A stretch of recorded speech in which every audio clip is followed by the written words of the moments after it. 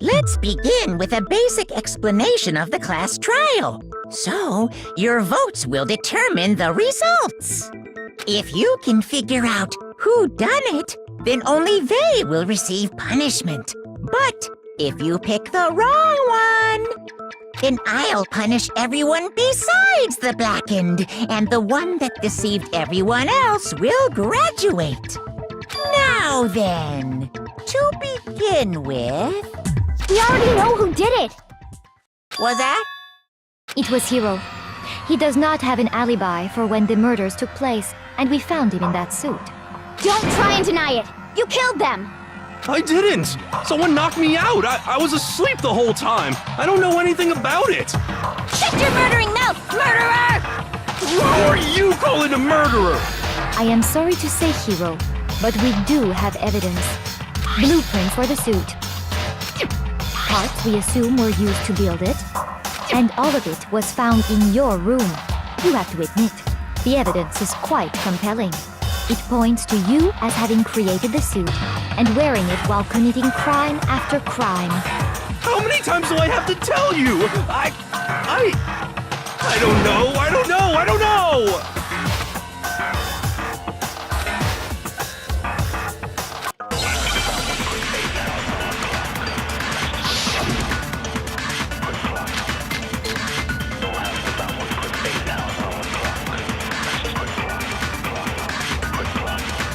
Everything we found in your room. The blueprints, the suit parts, they are all proof. No, it's wrong.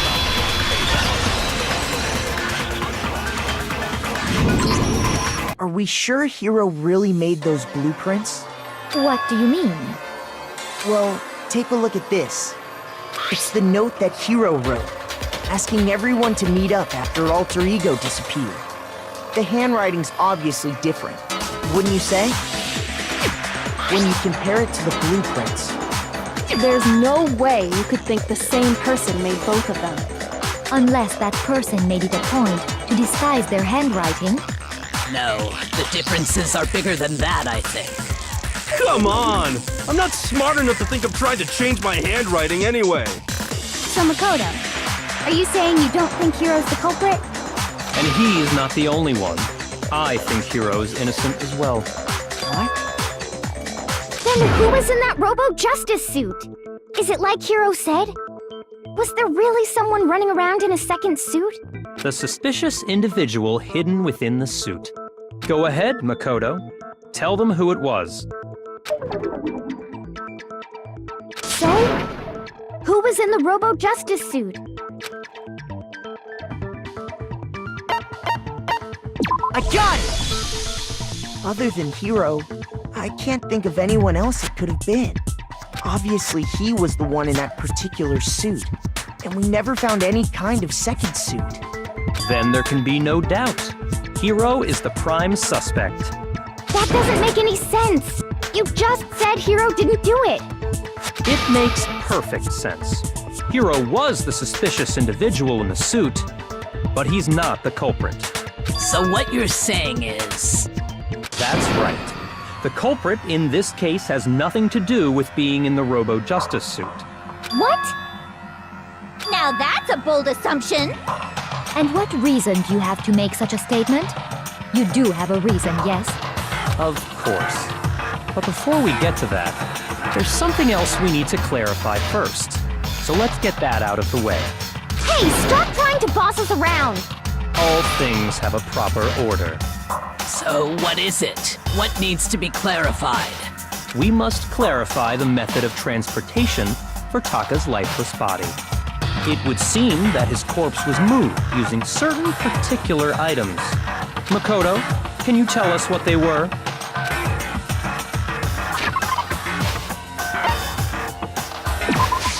I got it!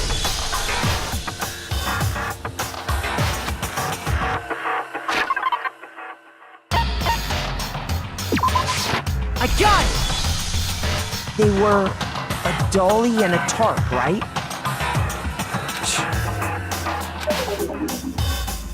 So, let's see if I can explain.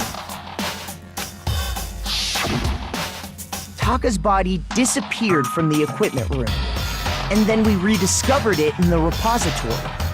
And when we found it for the second time, it was wrapped in a blue tarp, right?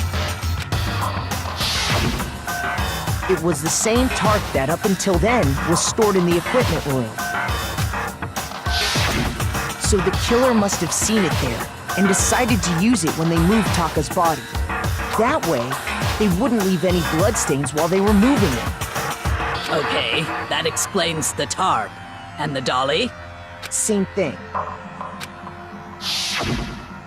I'm sure the dolly was in the equipment room when we first found Taka's body there. But when the body disappeared, so did the dolly. Later, when Taka's body reappeared in the repository, so did the dolly. In other words, you think they used the dolly to move the body, am I right? But are you sure you are not mistaken? Huh? Are you absolutely positive the dolly was in the equipment room when we found Taka's body? That dolly was made specifically for moving large objects between the repository and the art room. It would be very strange indeed to discover it had made its way to the equipment room. Is it not possible that it was in the repository all along and you simply didn't realize it? She's raised an objection. How do you respond? There is no shame in being wrong. Nobody expects much from you anyway. We have all accepted the fact that you rarely understand what is going on around you.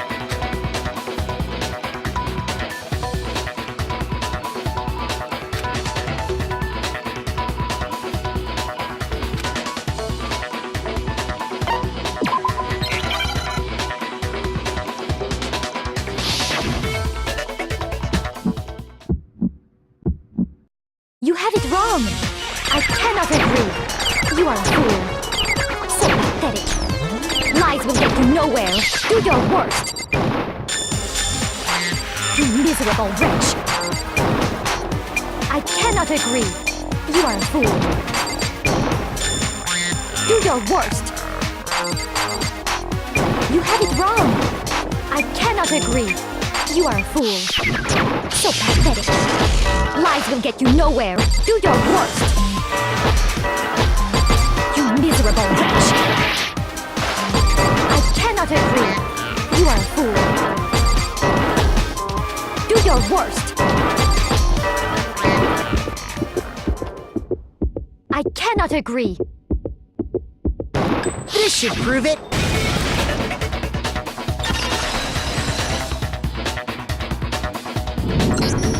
If you're asking for proof that the dolly moved, I have it right here. When I found the dolly in the repository, one of the wheels had a blood stain on it. There was a pool of blood in the equipment room with a tire mark in it that matched the dolly wheel's tread. The killer probably rolled the dolly through the blood on accident as they wheeled the body out of the room. And as the blood dried on the tire, they moved the body into the repository. So there's my proof that the dolly was used to move Taka's body.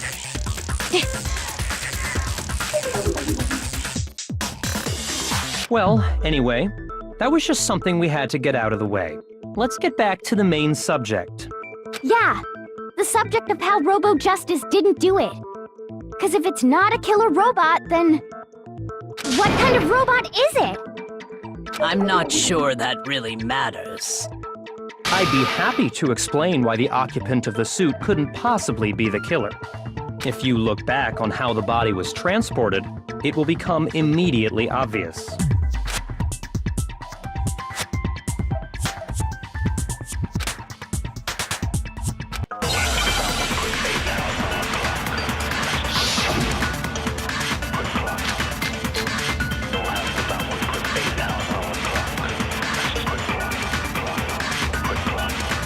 As we know, Taka was killed in the equipment room.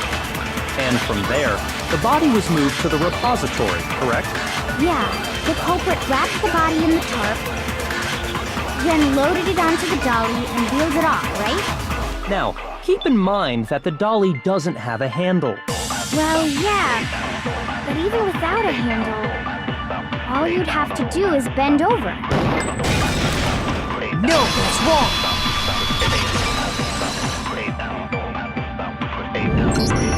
You're absolutely right that you could push a dolly without a handle if you stoop down low. But if you were wearing that suit, do you think you could actually get into a position like that? What do you mean? Think back to what you said when we were all checking out the suit together, remember?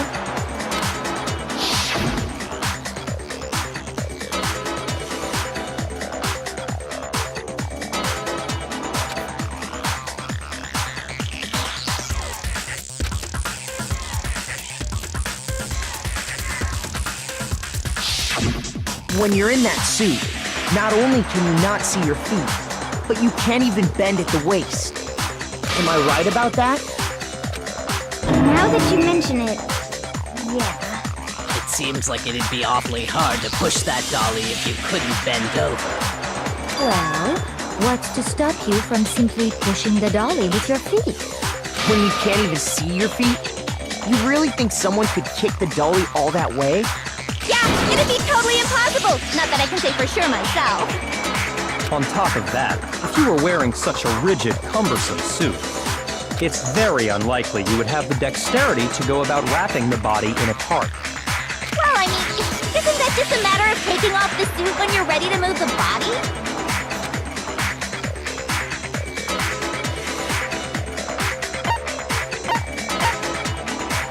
I got it!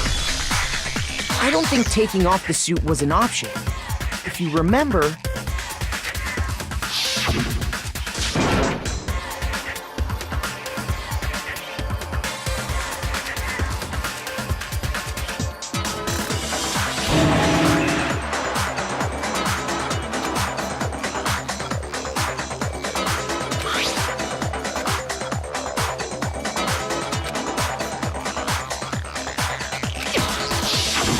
That's true. It seems impossible to put the suit on or take it off without help. Then, you really can't take it off by yourself? Hiro wasn't just making it up? Of course I wasn't making it up. If he could have gotten it off by himself, I don't think he would have let us see him wearing it. Showing up in the suit was basically an invitation for everyone to suspect it. Yeah, that's right. So, it's really, really true that Robo Justice couldn't have moved the dolly? To be clear, whoever did move the body, it couldn't have been Hiro in the robot suit, correct? No, wait. Just a second, if you please. Have you forgotten about the picture that I took? You all got a good look at it, did you not? The image of Hifumi being dragged away by Robo Justice? If whoever was in that suit is not the culprit, how do you explain that? Besides, do you remember what the now deceased Hifumi said?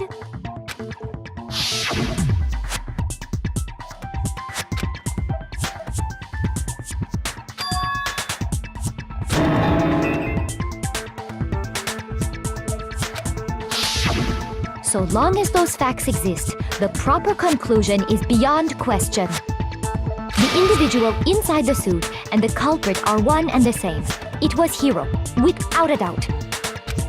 Yeah, that's gotta be right. Hold on a second.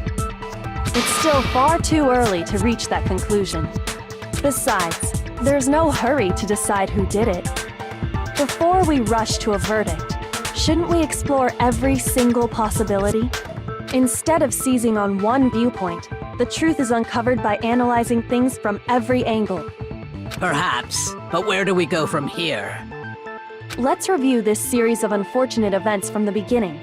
Maybe we'll uncover something new. What a pain in the ass! I don't disagree, but our lives are on the line. If this is what it takes, we have to do it. Plus, maybe we'll get to find out where the heck Kyoko was when everything went down. All right then, let's take another look back at what happened. I suppose we could start with this morning. 4 of us gathered together in the dining hall. Makoto, Hina, Kyoko, and myself. We waited there for quite a while, but nobody else showed up, so we went to look for everyone. That was around 8 a.m. And as soon as we split up, Kyoko went missing. Soon after that, Hina found Celeste in the rec room and quickly came to get Makoto and me. It seems I was unconscious for about an hour after I was attacked by my mystery assailant. I know it was an hour because I remember being attacked a little after 7. That was when we saw Celeste's picture and discovered that her assailant had been wearing a strange costume. As it turns out, it was Robo-Justice. It also soon became clear that this same Robo-Justice had abducted Hifumi. We were soon joined in our search by Byakuya and Toko, and then went on to find Hifumi in the library. He was injured, so we took him to the nurse's office and resumed our search for the suspect. But not long after leaving the nurse's office,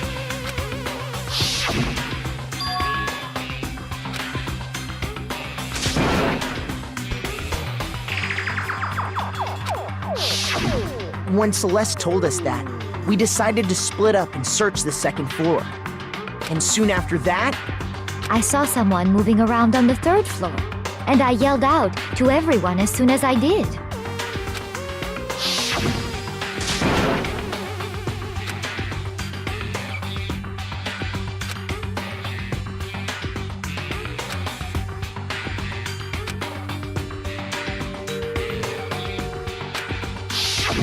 and then...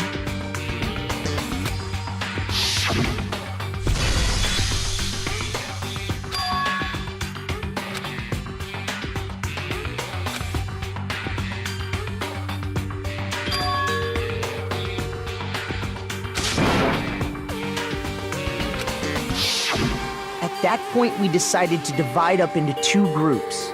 Celeste, Hina, and I went back to the nurse's office, while Sakura, Byakuya, and Toko chased after the suspect. When we got back to the nurse's office, we found Hifumi, dead. And that's when we heard the body discovery announcement. I left Celeste and Hina there and headed back to the 3rd floor to let the others know what had happened. Meanwhile, we had just discovered Taka's body in the equipment room. We must have found both bodies at almost exactly the same time, because we heard the same announcement not long after we discovered his body. And that's when I told you guys about Hifumi. Then the 3 of us headed for the nurse's office.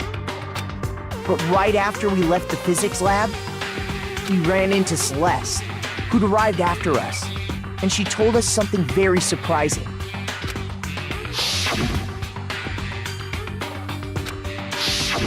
We rushed back to the nurse's office and saw that she was right.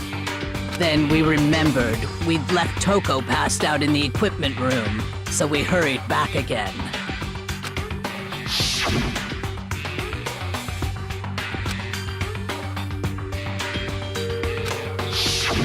But when we got there, we discovered that now Taka's body had also gone missing. Next thing we knew, we were searching the school for 2 missing dead bodies. And after some time... Celeste informed us that she'd found the bodies, and we all headed to the repository, which is where we rediscovered the corpses.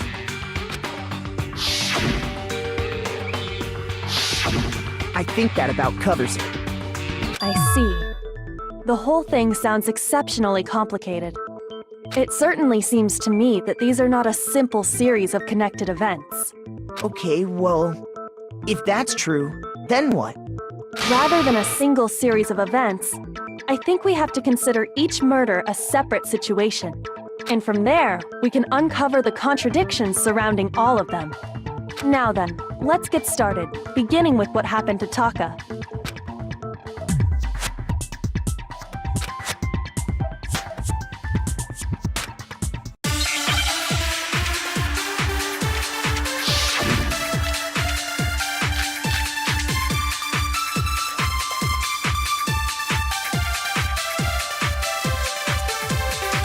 So, regarding Taka's death, I wonder if he died before Hifumi, or perhaps it was after?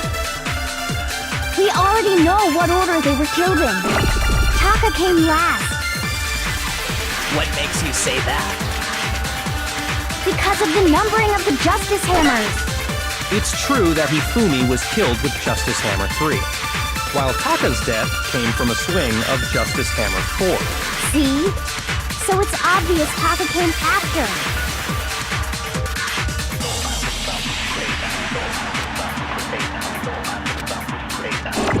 So, regarding Taka's death, I wonder if he died before Hifumi, or perhaps it was after? We already know what order they were killed in.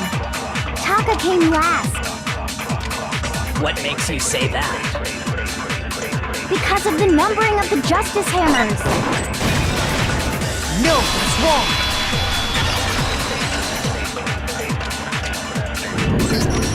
Hold on.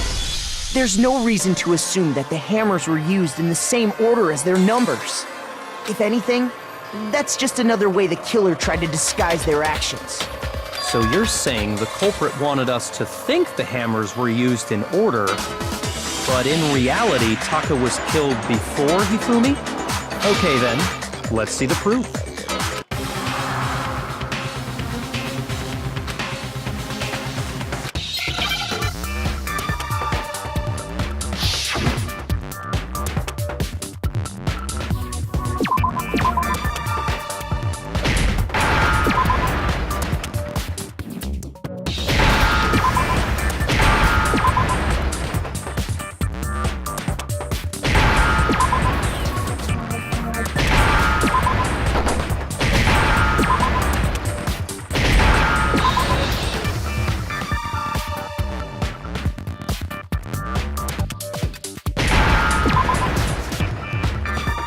Now I understand.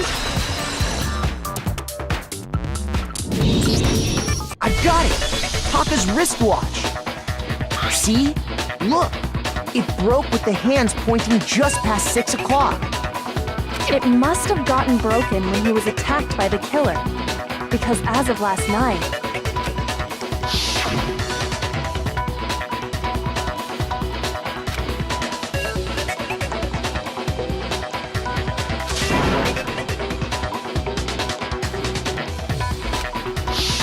so if it wasn't broken after 6 last night, then he must have been attacked around 6 this morning.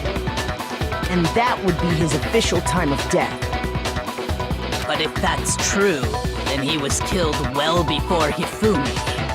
And before Celeste was attacked this morning, which happened around 7. That's right. Taka was killed before any of the other incidents took place.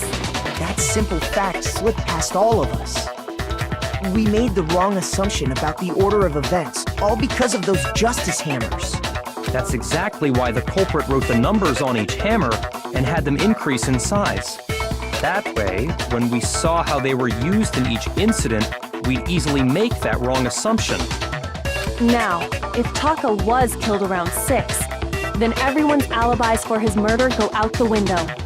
Because when he was killed, we hadn't met up in the dining hall yet. That may be true in the case of Taka's murder. But all of our alibis still hold true for Hifumi's death. That's right. With him, at least, we're all safe.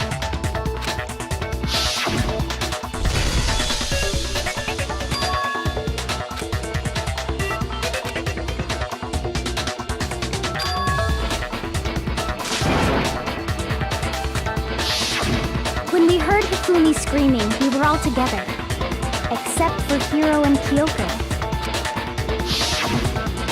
Then we all ran down to the nurse's office, and that's where we found his body. That's totally true! We're all in the clear! Oh, I know! They must have recorded him screaming on a tape or something, then played it later on! If that's true, where's the tape? I don't know. Don't just go making stuff up! Anyway, we all have rock-solid alibis for when we heard Hifumi scream. Since all of us were there together, clearly none of us could have killed him. And it does not stop there. There was also the moment when we discovered his body had disappeared. When his body vanished from the nurse's office, Hina and I were in the bathroom together while everyone else was in the equipment room, correct? And then there's the disappearance of Taka's body from the equipment room. At that time, we were all gathered together in the nurse's office because of Hifumi going missing. Well, don't forget, I was passed out in the equipment room the whole time. Wait, then what if Genocide Jill did it? She could have dragged Taka's body out of there right then! Even if she could pull that off, there's no way she could have done the same with Hifumi's body.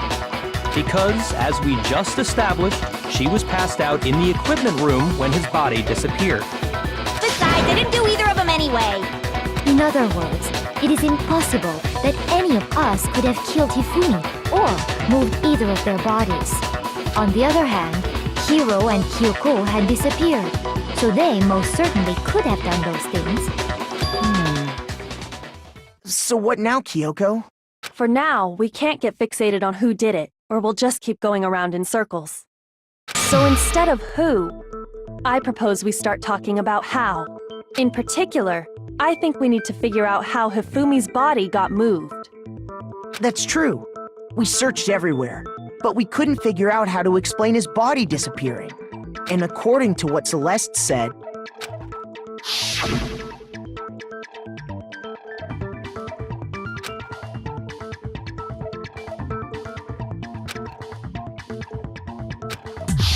his body apparently disappeared in the 1 minute her and Hina took their eyes off of it. But to carry that much weight from the first floor up to the third in that short amount of time? Oh man, yeah! There's no way! It'd be impossible! Well, what if I told you there was a way to make the impossible possible? What? How? If the dead body were to move itself. The dead body moved on its own? No! Not another... ghost! I don't think it has anything to do with the occult. I think what she's implying is, we thought Hifumi was dead, but perhaps in reality he was still alive. He was alive? Are you saying Hifumi wasn't carried out of the nurse's office, but simply walked out on his own? But I mean, we found his body. He was dead. Perhaps he was simply playing dead. That it isn't possible.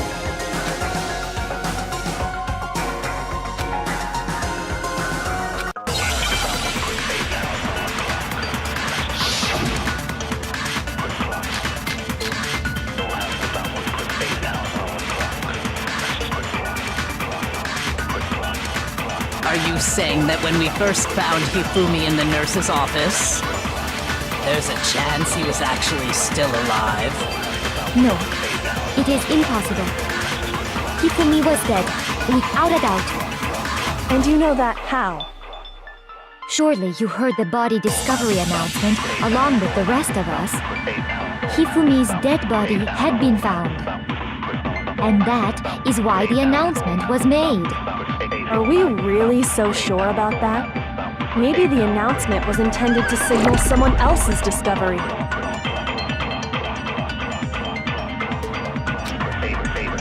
Are you saying that when we first found Hifumi in the nurse's office, there's a chance he was actually still alive?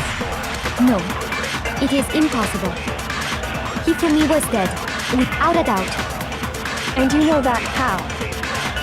Surely you heard the body discovery announcement along with the rest of us. Hifumi's dead body had been found. no, it's wrong!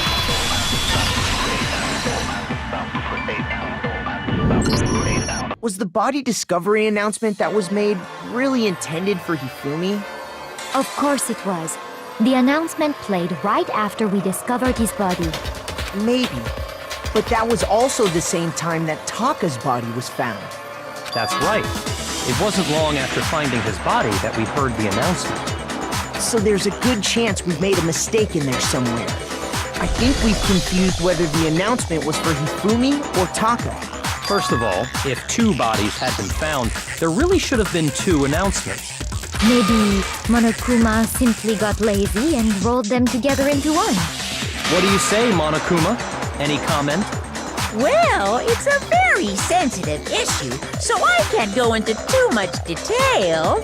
But what I can say about the body discovery announcement is that it's only broadcast when 3 or more people find a dead body for the first time. That didn't answer our question, man. We're asking if you're a lazy bum. No, actually, that was plenty. He said it's only broadcast when a body is discovered for the first time, which means even if we find the same body again later, he won't make the announcement again. If that's true, then why was the announcement made again later on? Huh? Later on? Exactly. We heard the body discovery announcement twice.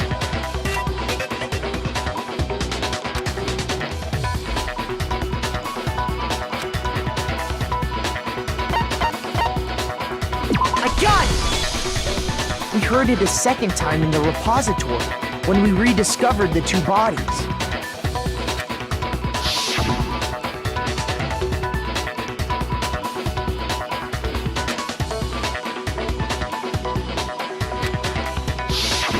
It didn't seem weird at the time, but it contradicts what Monokuma just told us, doesn't it? Exactly. If we were actually rediscovering both bodies, the announcement shouldn't have played. And in reality, when the 2 dead bodies were rediscovered, one of them was actually being discovered for the first time. So, when we found Hifumi the first time in the nurse's office, he wasn't actually dead yet. Meaning, he wasn't actually found dead until we came upon him in the repository. And that's just part of it. There's one other thing that leads me to believe he was still alive in the nurse's office. Oh, I know! Because he was super good at playing dead! Bada bing, bada boom! That is the worst logic I have ever heard. But honestly, I do not think there's anything that can prove he was still alive. Okay then, let's take another look at the events surrounding the discovery of his body. Then it should become clear whether he was really alive or not. This whole thing is pointless.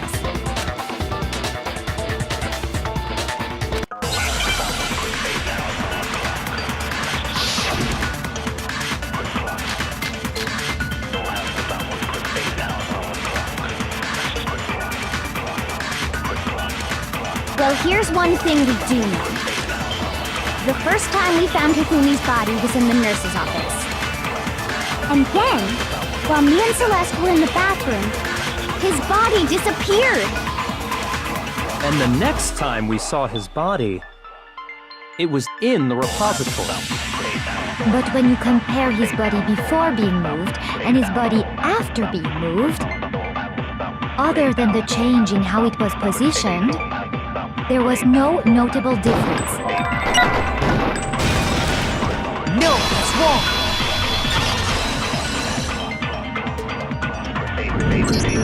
In fact, there was one clear difference between Hifumi in the nurse's office and the repository. His glasses. That fact alone proves that he was only playing dead in the beginning. Perhaps you'd like to fill the rest of us in? When we found Hifumi in the nurse's office, his glasses were covered with blood. But when we found him again later in the repository, they were spotless. And I found the item he used to wipe them clean in the nurse's office trash can.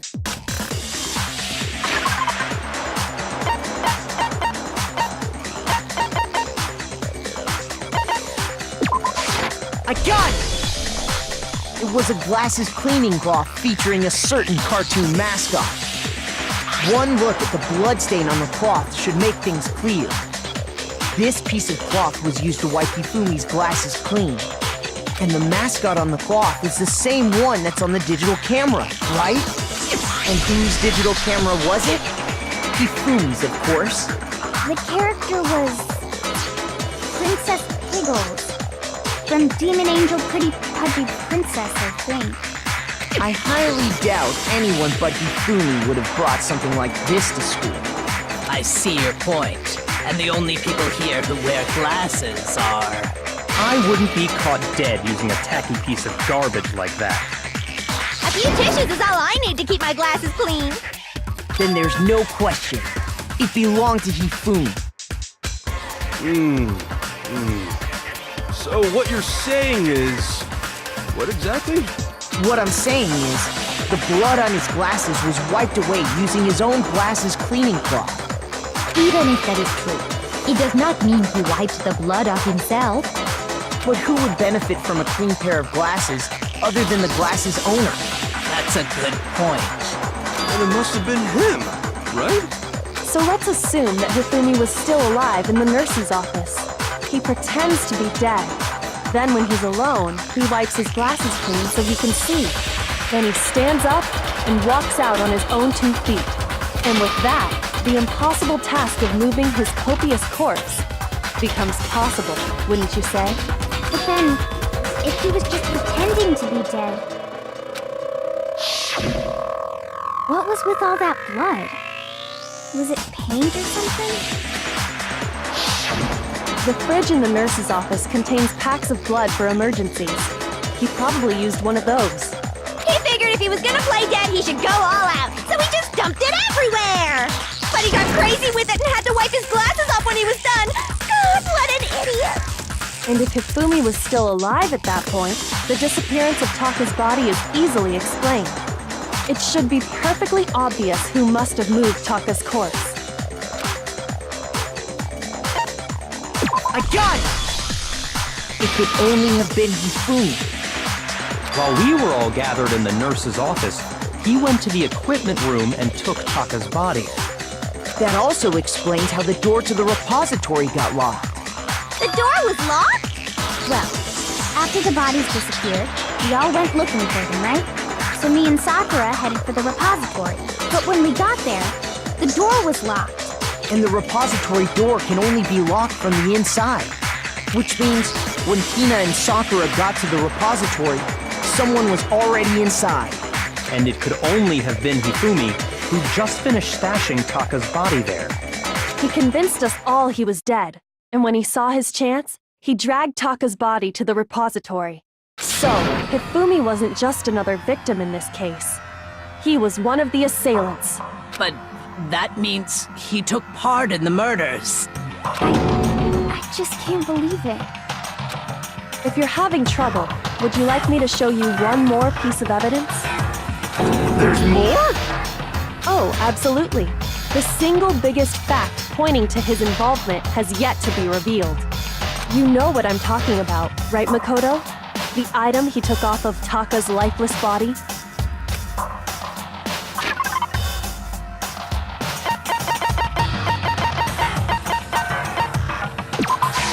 I got it! You're talking about the note Hifumi had hidden away, aren't you? Hidden note? That's right. We found it stuffed in his pants. What? In his pants? Yes, his pants. Okay, well, forget about the pants for now. Take a look at what the note says.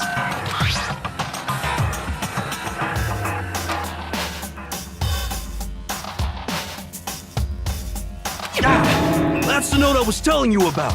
The one that told me where to go. Huh? Wait, this one's a little different. In my note it said, Monokuma can't find out, so don't tell anyone else for now. Let's meet in the rec room at 1 a.m. I see. Then this note isn't the same one Hiro got. It's not the same? In other words, the killer got in touch with another person besides Hiro. And that person could only have been... I got it! That's right! Taka! The killer used this note to draw out Taka and murder him. Hello? Over here! Objection! Objection! I don't really understand what's going on, but Hifumi had that letter, right? So whoever wrote it wasn't drawing out TikTok, they were drawing out Happy!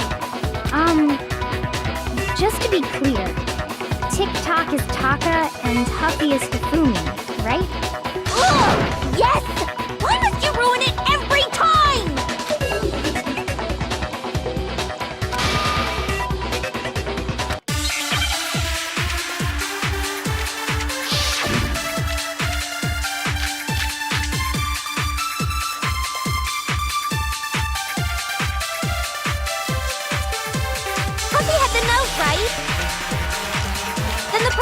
intended for. Must have been Happy! But remember what the note said. What time did it say to meet? 6 a.m., I believe. The time doesn't matter! The note has nothing to do with TikTok! No, that's wrong!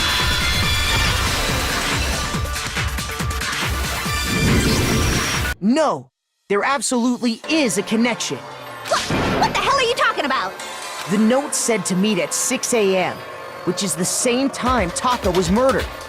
We've already proven that using his wristwatch. But there's more. Look where the note says to meet. The equipment room, right? Which is where Taka was killed. I see. So, Taka was murdered at both the time and place written in the note. I think that should be plenty to show that this note was definitely meant for Taka. Well, when you put it like that... No further objections! Then someone used that note to trick Taka. Just the same as me. The culprit really is a cold-blooded monster. Telling people they found a way out. But if they gave the note to Taka, what was Hifumi doing with it?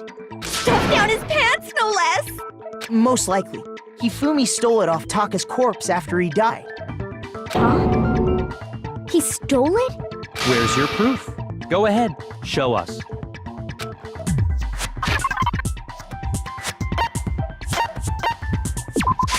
I got it! When I searched Taka's body, I saw that his lifeless hand was gripping a small scrap of paper. If I'm right about this, the sheet of paper this piece came from is... I knew it! It fits perfectly with the note we found hidden on Hifumi. Then Taka's scrap and Hifumi's note. Yup, they're from the same piece of paper. Hifumi had the note meant for Taka, while Taka's corpse still grasped a small piece of that note. There's only one way to explain it. Taka died clutching the note. Hifumi tried to free the note from his death grip, leaving behind only one small scrap. Did I get all that right? That means Hifumi knew the note was important. Exactly. Which proves that he was an accomplice in the murder. Whoa. Yeah. After seeing all this, Hifumi was super involved in this whole thing for sure. In fact, he was behind the whole thing. In fact, he's still alive! Sorry, no. When we found him in the repository, Hifumi was truly and completely dead. The second body discovery announcement proves that. So then, who killed Hifumi? Whoever did is the mastermind, the true killer. He was killed in the repository. So he must have been killed not long after transporting Taka's body. So, he must have been killed after Taka's body vanished, but before we found both bodies in the repository. During that time, we'd all split up and were searching for Taka's missing body. In other words, during that time, none of us have alibis. Wait, but me and Sakura were together. Stop trying to steal the spotlight, you stupid walrus! Who are you calling a walrus? Anyway, when they were killed bothers me too. But there's something that's been bothering me even more. And what might that be? The weapon they used to kill Hifumi. The weapon? Yeah, because I mean, according to the Monokuma file, the way Taka and Hifumi were killed was almost the same, with them having similar fractures and all. But Justice Hammer 3 and 4 were still laying around in the nurse's office and equipment room, right? So if Hifumi was killed in the repository, the culprit would have had to grab one of the hammers, kill Hifumi, then put the hammer back where they found it. But wouldn't that be seriously risky for him? I'm surprised. It seems there's some semblance of a brain knocking around that skull of yours after all. Hell yeah, it's packed in there good and tight. He's right, though. I don't understand it either. The Monokuma file makes it clear that they were killed using similar instruments. But if the hammers were already laying around those other rooms... So the question is, how could the culprit have gotten their hands on either of the hammers? Personally, I haven't a clue. So which hammer was used to attack Celeste? Number 1 or number 2? Those were accounted for in other rooms too. And I don't think either one is big enough to kill someone. Then, Is it not possible they used a different weapon? I don't think it is possible. They were both killed with the same kind of thing, right? So then, what was used to kill Hifumi?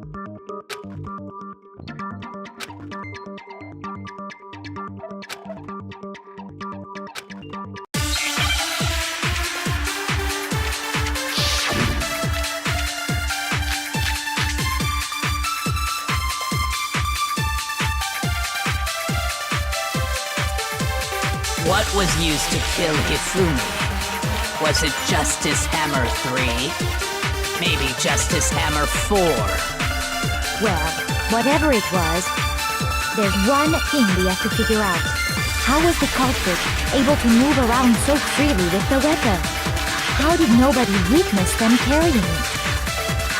sounds like a Justice Hammer 5 is about to make its appearance! Check out murdergear.com/hammertime for more info! Well, one thing seems pretty clear. The murder weapon had to be one of the Justice Hammers! No, it's wrong!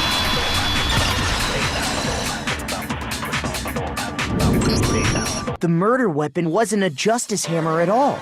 No, it was something completely different. But, seriously? A different weapon? Specifically, a hammer from the repository. The killer could have easily used that to kill Hifumi. Now, all the hammers in the repository were covered in flecks of grit and debris. But for some reason, one of them had been scrubbed clean. And the reason it had been scrubbed clean was most likely because it was used to commit murder. If the hammer got covered in Hifumi's blood, of course they'd have to clean it off. I'd also like to point out that the repository has all kinds of hammers. Big ones, small ones, and even some flat mallet-like ones. I think whoever made the Justice Hammers used those as a basis for their design. If that's true, that would explain the Monokuma file's note about the wounds being similar. So Hifumi moved Taka's body to the repository, where someone then used the hammer to kill him. And whoever did that was the true killer. The one Hifumi was working with. And the one who betrayed him. Hold on a moment. I still think it's strange to assume someone was working together with him. The way the graduation rule works, there is no benefit to helping someone else carry out a murder. So the idea that anyone would work together like that is simply ludicrous. We talked about this, did we not?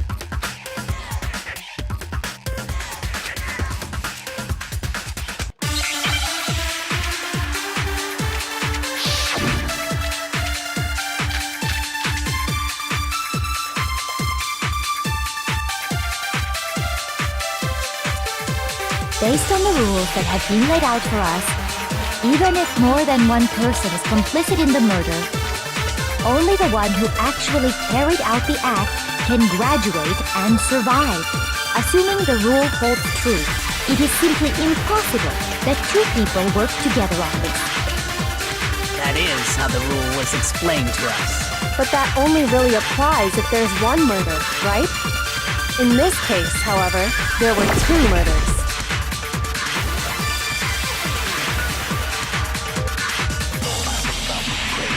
Based on the rules that have been laid out for us, even if more than one person is complicit in the murder, only the one who actually carried out the act can graduate and survive.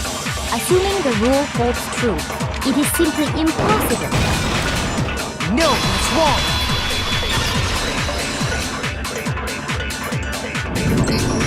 Since there were two murders, it's at least plausible that more than one person was involved. What do you mean?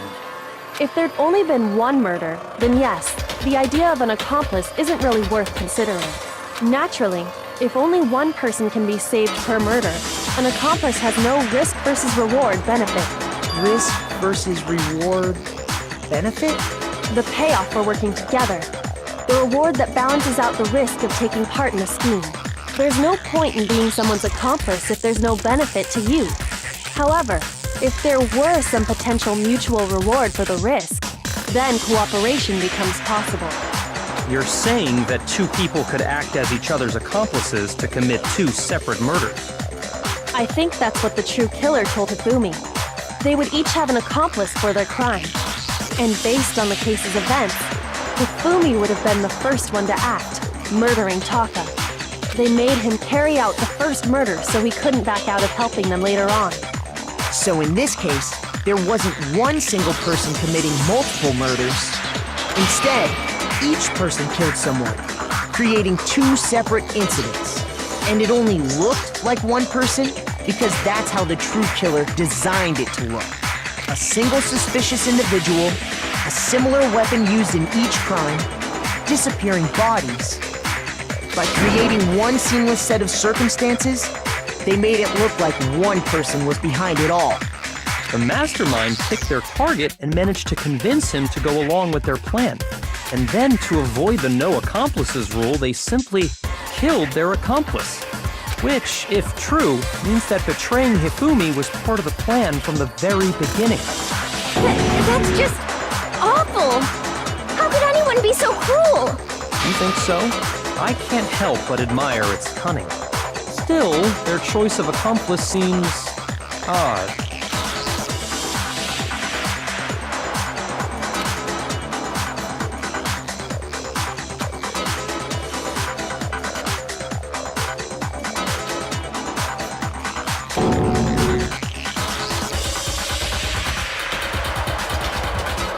I understand how an accomplice could be involved. But then, who was the one pulling Hifumi's strings? That's problem numero uno right now!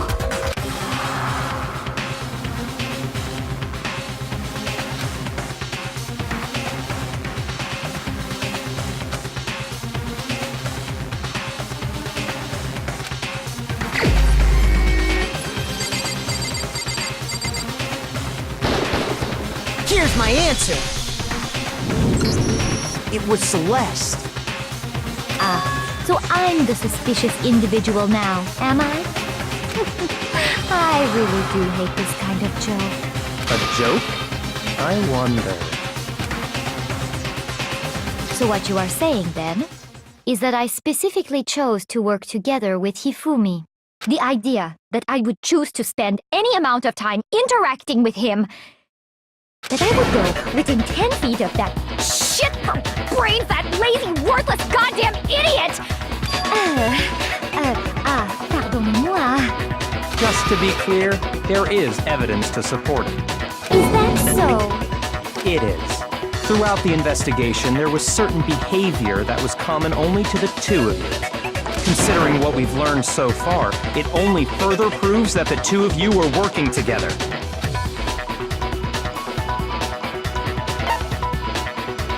I got it!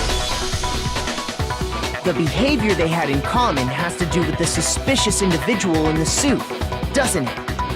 The only ones who ever actually saw Robo-Justice firsthand were Celeste and Hifumi. Shush, the adults are talking now. Sorry. As he said, only Celeste and Hifumi ever laid eyes on the costumed individual. If we accept that Hifumi was one of the culprits, we can't help but suspect what Celeste has said as well. Are you saying everything they told us was a lie? After taking Hifumi to the nurse's office, we all began our search for this individual, correct? And not too long after that, do you remember what Celeste said?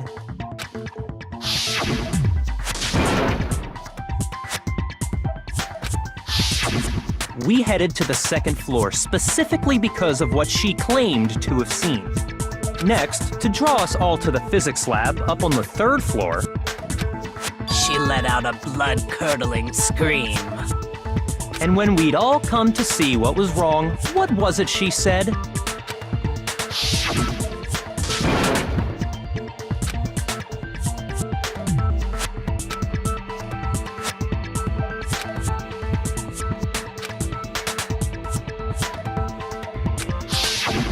Once she'd done her job of getting us all up to the physics lab, it was time for her partner to get to work.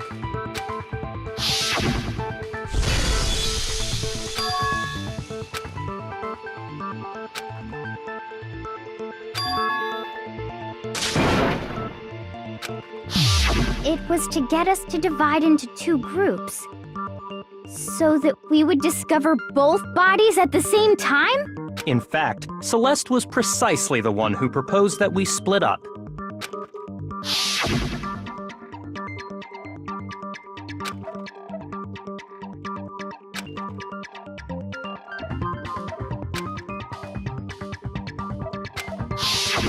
Well, if Celeste and Hifumi were working together, all those chance events suddenly become connected. And on top of that, that piercing cry of yours early on.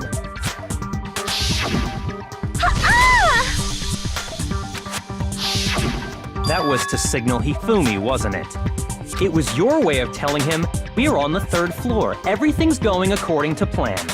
Why else would you let out a scream that could have carried across the sea? I just realized another strange thing. When we found Hifumi in the nurse's office, who we now know was only pretending to be dead,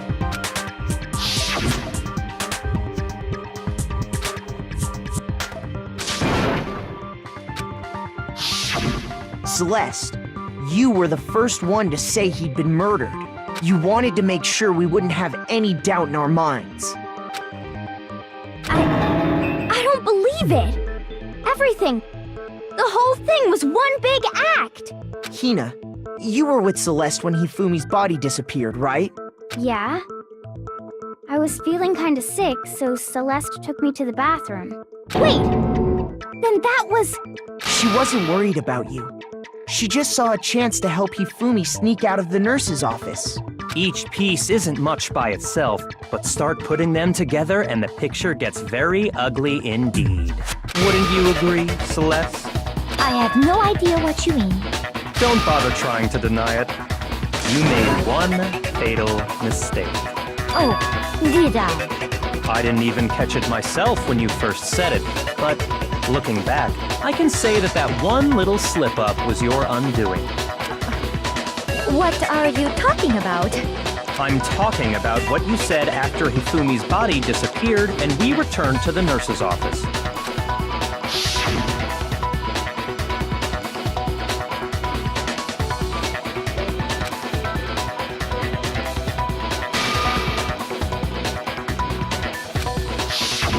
I remember her saying that too, but I don't understand what's so strange about it. Then pay attention. Sakura, Toko, and I were first to discover Taka's body in the equipment room.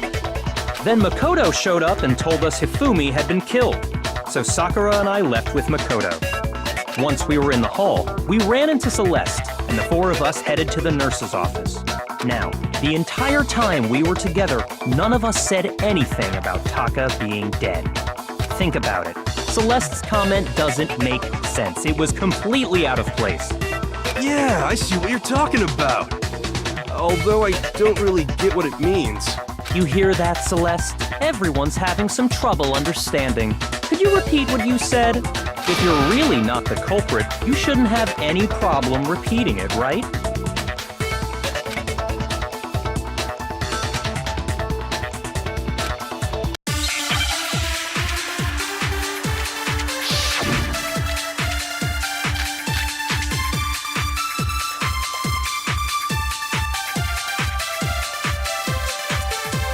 All I said was, they must really be enjoying this.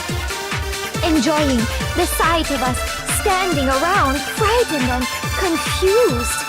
They must be positively elated. We are all going to die here. We are going to die, just like those guys died. And that is all I said. And that's all it takes to finish this. It's obvious, isn't it, what was so strange about Celeste's comment?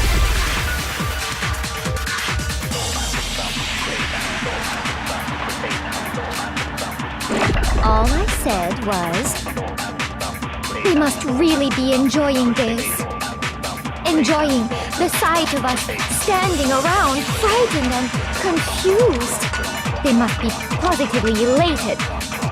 We are all going to die here. We are going to die, just like those guys died. No, that's wrong.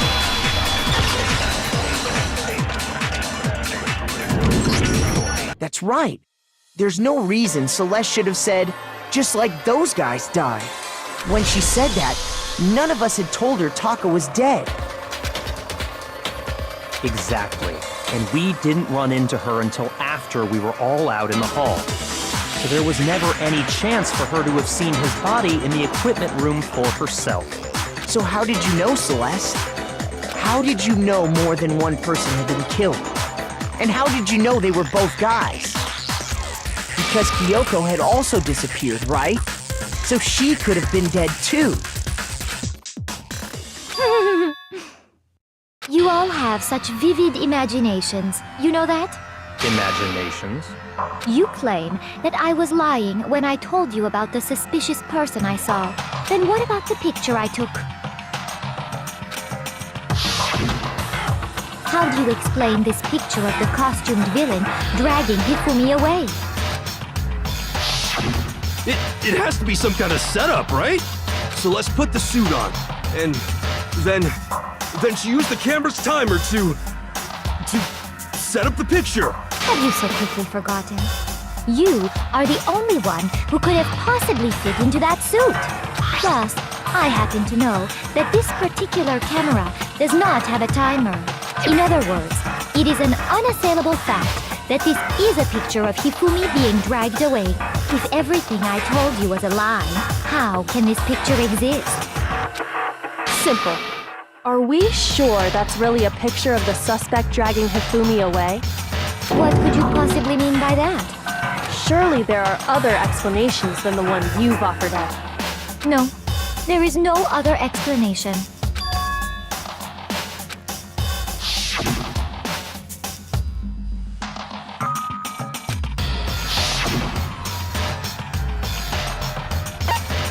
I got it! It's not a picture of the suspect dragging Hifumi away. I would say it's a picture of Hifumi dragging the suspect away. That's certainly within the realm of possibility. The one being dragged off in that picture isn't Hifumi, but the person in the robot suit. We've simply been led to believe that it's the other way around. And the strange costume might only exist to lead us astray even farther. If you saw someone wearing something like that in this situation, of course you'd notice and be suspicious. That's what happened! You put me to sleep and made me out to be the bad guy in all this! Such a thing is utterly impossible. Hifumi was dragging him away? Ridiculous. Is it? I don't think it's ridiculous at all. Then shut your mouth and allow me to educate you.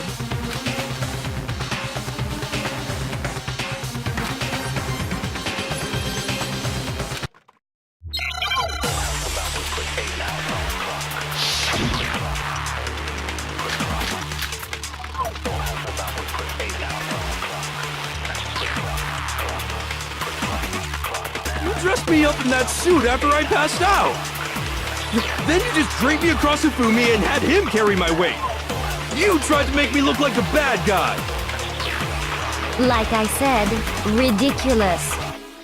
As you can see in the picture, the suspect is standing perfectly upright.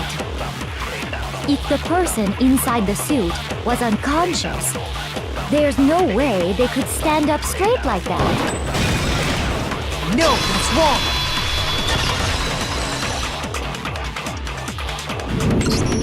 No. Even if the person inside the suit were unconscious, they could still stand up like that. Because that Robo-Justice suit had a certain characteristic.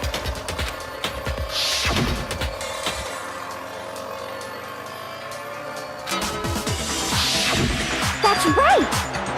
They totally made a mistake when they made it, so it couldn't bend at the waist.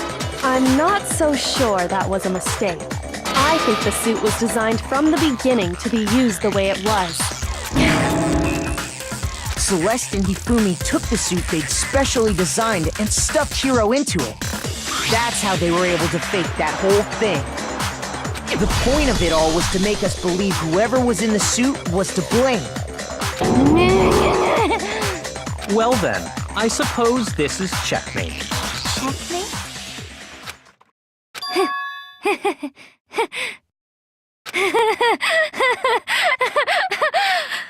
Don't make me laugh, you idiot! What do you mean, checkmate? Celeste? Clearly, you want to cram me into your little guilty box. Well, there's one little problem. Have you already forgotten what Hifumi told us as he lay dying?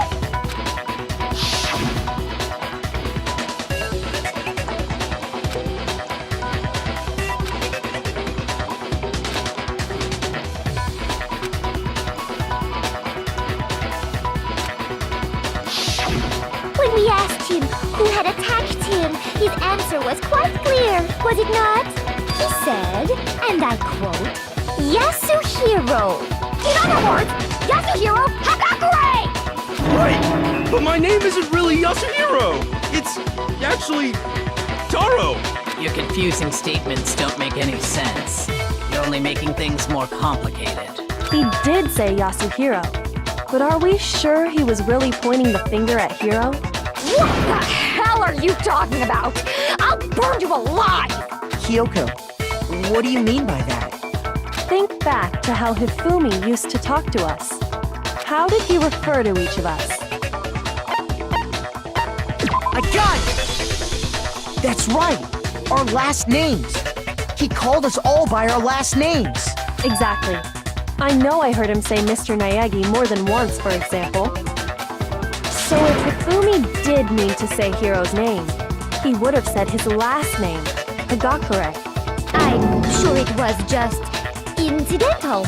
By chance, his first name. Indecent? Don't talk. Random chance. Now isn't that a convenient explanation? No, there's no reason to think he would have said the name any different than normal. But he must have run out of energy before he could say any more. So Hifumi was trying to tell us the last name of whoever killed him? But the name he said doesn't apply to anyone here. Well, no. Hold on. There's one person it could apply to, and that's Celeste. She never actually told us what her real name is. What did you just say? To think you'd take your false accusation so far, I don't know whether to laugh or spit! Come on! Enough with your idiotic blather! Yasuhiro is a loser's name! Do I look like a loser to you? Well, do I? What? I think I've earned the right to be a little on edge. Okay, then fill us in. What's your real name? Make sure your ear holes are wide open and listen up! My real name is Celestia Ludenberg. Could you please stop making me repeat myself over and over again?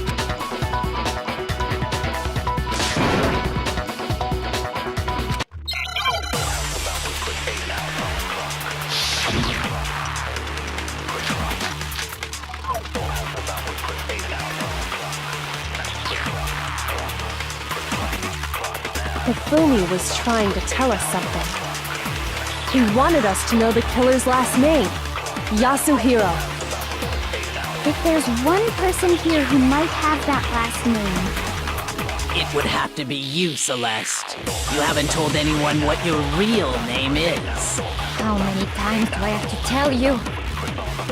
My name is... Celestia Ludenberg, god damn it! How long do you plan to go on pretending? I'm not pretending. It's the truth. And since you have no way to contradict me, No, that's wrong!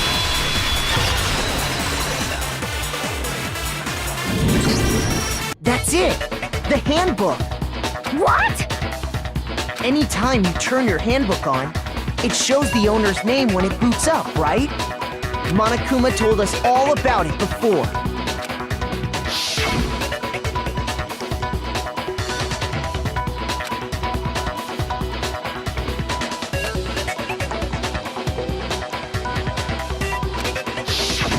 So all we have to do is check her handbook, and that'll clear up everything. That's how we can find out Celeste's real name. That's an invasion of privacy. I refuse to cooperate. Celeste, can you please just tell us what really happened? Please, just tell us. Even when I'm put in check, it's just my nature not to give up. Because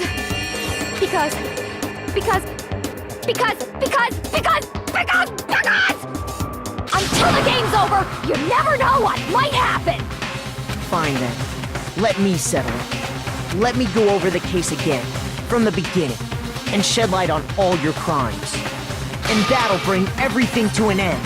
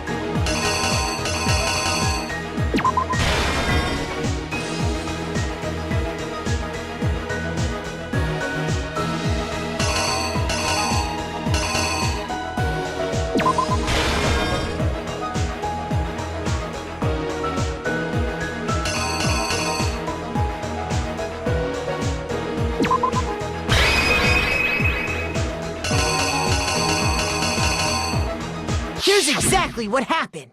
Before anything, the killer persuaded someone to help carry out the murder. And that person was...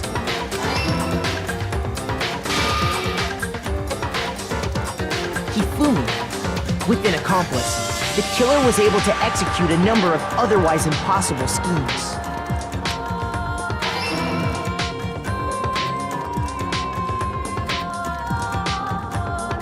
First, they convinced someone to meet them in the rec room last night at 1 in the morning. That someone they met with was Hiro. The murderous duo intended to pass Hiro off as the prime suspect. So when they met up with him, they drugged him, knocked him out, and stuffed him into the Robo-Justice suit.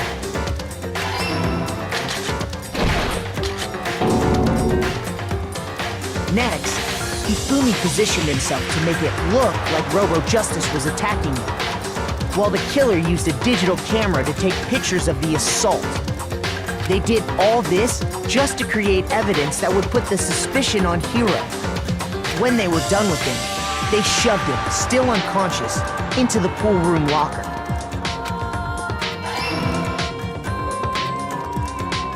And then finally, at 6 a.m., they moved into the murder phase of their plan. They called Taka to the equipment room.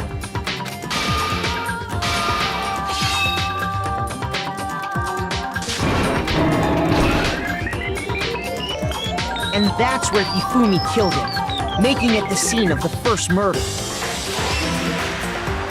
The murder weapon was Justice Hammer 4, which was left there in the equipment room. The reason Hammer number 4 was used was to create confusion about the order of the crimes. So, next they falsified 2 more assault incidents. For these attacks, the killers pretended to be the victims to solidify Robo Justice as the suspect. The first fake incident was the attack in the rec room. There, the killers wanted us to see Justice Hammer 1 and the Robo Justice pictures they'd taken. They wanted to make sure we bought the surprise attack story. The second fake incident was the attack in the library. This time, they planted Justice Hammer 2 and an injured Hifumi to sell us that story. With these 2 incidents, the killers were able to create a certain preconception in our minds that the suspect was increasing the size of the hammers and attacking people in order as they did. We fell right into their trap and started looking for the suspect based on that. But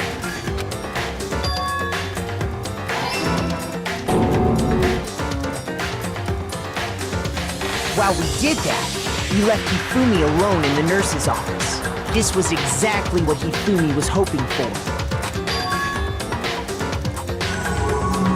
He took a blood packet from the refrigerator and Justice Hammer 3 and turned the room into a crime scene in which he himself had apparently been brutally murdered.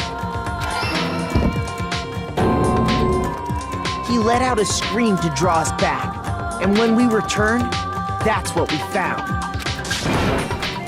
Meanwhile, the other group that had been out searching found Taka's body at the same time. So when we heard the body discovery announcement, we naturally assumed it was for Hifumi. We left the nurse's office, and Hifumi once again took advantage of the situation. He simply got up and made his escape. When we learned his body had disappeared, we all rushed back to the nurse's office. And once again, Hifumi had the chance he was waiting for. This time, he snuck into the equipment room.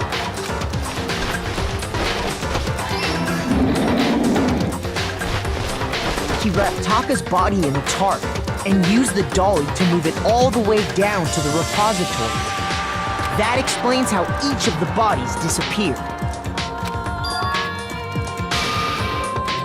But even Hifumi didn't know what the true killer had in mind for their final act.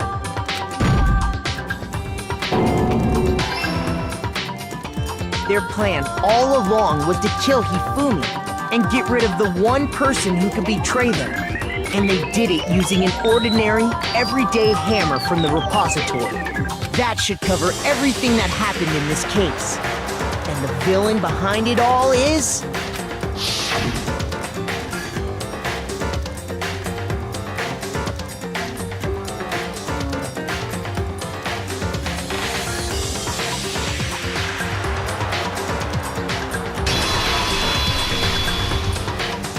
Celeste! Sorry, you lose. I lost? When was the last time I was forced to utter such words? They hang heavy around my neck. Then you admit it? You're the killer? Listen to you, trying to take charge, as if you're my private instructor. I, Celestia Ludenberg. Actually, no. Taiko Yasuhiro is fine. Taiko? So, you finally accepted it. I'm the kind of person, once I've lost, I don't like things to drag on. Interesting.